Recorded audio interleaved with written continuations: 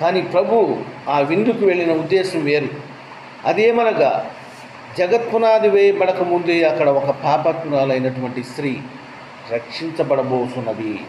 ఆ యేసుని ఎవరూ గుర్తుపట్టలేదు, కానీ అక్కడ దేవుని ఏర్పాటు చేయబడినటువంటి ఒక పాపాత్మురాలైనటువంటి స్త్రీ దేవుని గుర్తుపట్టినది.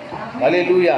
దేవుని పాదాలు చెంత చేరి తన హృదయమును అంత కుమ్మరించబడతా ఉన్నది.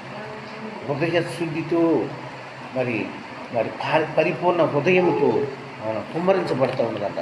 ఆ పాదాలని మరి ఆ కన్నీటితో కడుగుతూ, మరి అలాగే పాదాలని మరి తన కురులతో తుడుస్తూ ఉన్నది. చూసారా, పాదాలని కురులతో తుడుస్తూ ఉన్నది.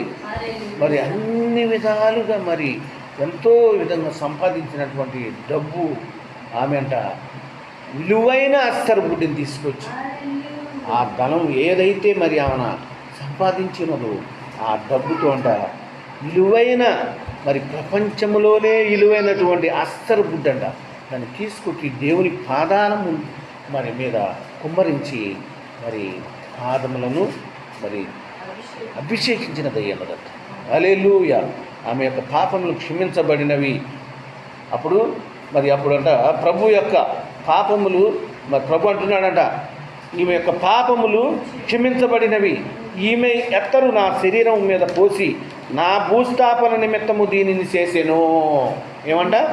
నా భూస్థాపన నిమిత్తము ఈమె చేసెను. అక్కడ ఈమె చేసినది ఈమె జ్ఞాపకార్థంగా ప్రశంసించబడినది. మీతో నిశ్చయముగా చెప్పుతున్నాను, నా జ్ఞాపకార్థముగా ఈమె ఏం చేసింది? ప్రశంసించబడినది.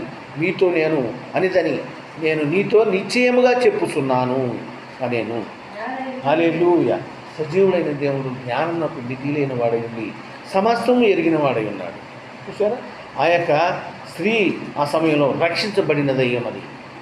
చూసారా, ఈ లోకంలో ఉన్నటువంటి ప్రతి పరిస్థితిని కూడా ప్రత్యేకంగా ఆమె వెలివేయబడి మరి దేవుని కొరకు ఒక పాత్రగా ఆమె వాడబడి ఉన్నది.